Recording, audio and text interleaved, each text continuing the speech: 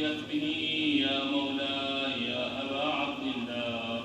أشهد أنك كنت نورا في الأصلاب الشامخة والأرحام المطهرة، لم تنجسك الجاهلية بأنجاسها، ولم تلبسك من مدلهمات ثيابها. وأشهد أنك من دعائم الدين وأركان المؤمنين. وأشهد أنك الإمام البر التقي الرضي الزكي الهادي المهدي. وأشهد أن الأئمة من ولدك كلمة التقوى وأعلام الهدى والعروة الوثقى والحجة على أهل الدنيا.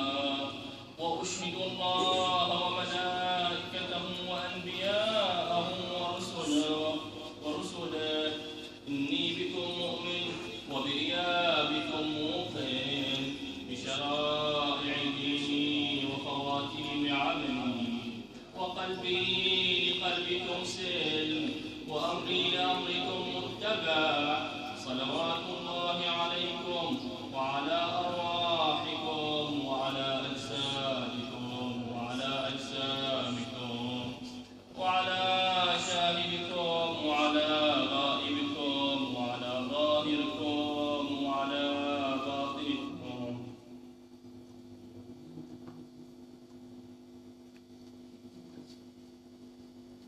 بأبي أنت وأمي يا ابن رسول الله، بأبي أنت وأمي يا أبا عبد الله، لقد عظمت الرزية وجلت المصيبة بك علينا وعلى جميع أهل السماوات والأرض.